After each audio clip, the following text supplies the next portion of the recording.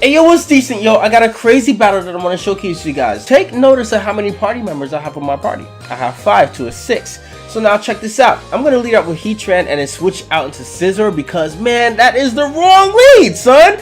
I should have known. Like, as soon as I saw Mamoswine, like, yo, Mamoswine has Oblivious. You can't taunt it. Focus Sash. You can't, I mean, you can't kill it with one hit unless you're like Choice Specs Greninja with the Water Shuriken or something. And who's standing against that? So, I'm just going to go for the U-turn as he tries to inflict the Earthquake, but first one was a critical hit. On the switch out, I'm able to replenish all my hit points back. So now I'll go back out into Heatran, and Heatran is going to stay in the special defensive, so I don't really have to worry about Skull too much, even though it's super effective damage. I have to be careful about that, but as it goes right now, I don't really have to worry about it. I go for the Lava Plume because I want to goad him into staying in and setting up a secondary layer of Toxic Spikes. The reason I want to do that is so I can inflict a burn on this thing. I want to get residual damage on that thing as soon as possible because I know that in the back of my mind that this is one of the things that I'm actually really worried about. So I don't want to reveal the fact that I have Earth Power. I do have it sitting back, and I'm pretty sure it's like a 3-hit KO on this thing, but I really want residual damage so that when he goes to recover, he'll be more forced to keep on recovering as I go plummet his HP down with the burn as well as the Earth Powers. So now in comes Mamoswine, I'm able to burn it and then just go back out into Scizor. I'm just going to defog because I figured he's going to go for the rocks. Why kill it and then later on have problems setting up the rocks when I could just go for my Scizor right now, go for the defog as he switches out into something, and then I could just straight up, you know, get rid of all your hard work. Yeah. So that's pretty cool. So now I'm just going to hard switch out into Heatran. I should actually just went for the Heatran. I don't know why I didn't do that. But in hindsight, I just kind of knew that he was going to stay in. I guess that's what it was. It was like the, you know, that rush that you get when you know that your opponent's about to do something and you don't really even think your moves through kind of thing. It's like, yo, alright, he's going to do that. But, like, what's the consequence of not doing that? I mean, that little damage, even though it's not too significant from U-turn, could actually matter. So now in comes Kartana. That was so fishy to me. I'm like, yo, he's just going to go for the Z fighting move. I know you. So Sacred Sword, it's not going to really, whoa, Life Orb at that too. So now he's going to go for the Swords Dance. Yo, dude. I got a surprise for you, man. Oh, did you not think it was fishy? Hello? Alright, so now in comes Tapu Lele. I have no choice but to stay in with this thing. So Psychic is going to kill the Vileplume. And I'm just going to bring in my Swampert, right? And it was a little bit iffy because it's like you got to always question why people bring in certain mons to a certain thing.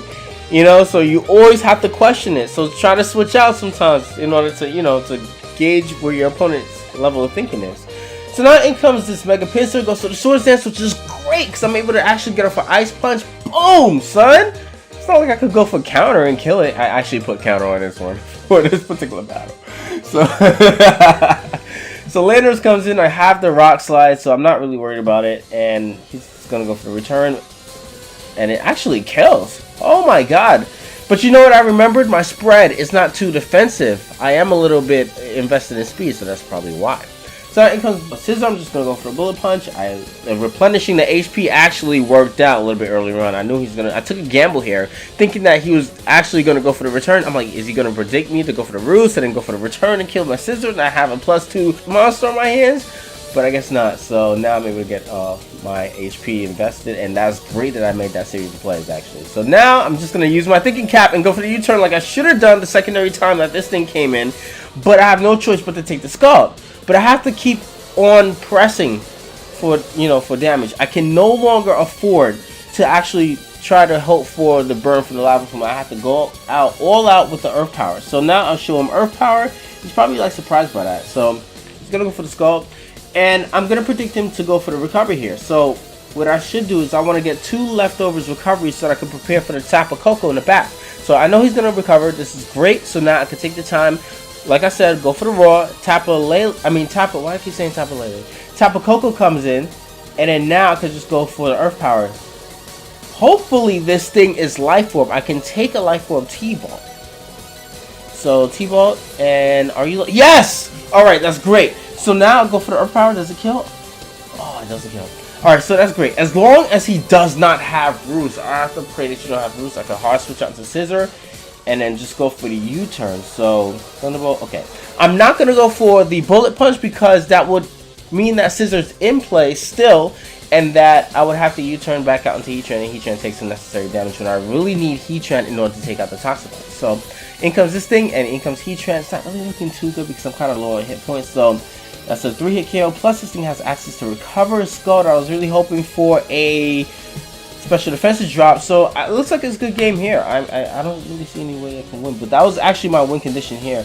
So I'll just go for my final Earth Power, and then I guess that's it. So I definitely have a lot of fun. Oh!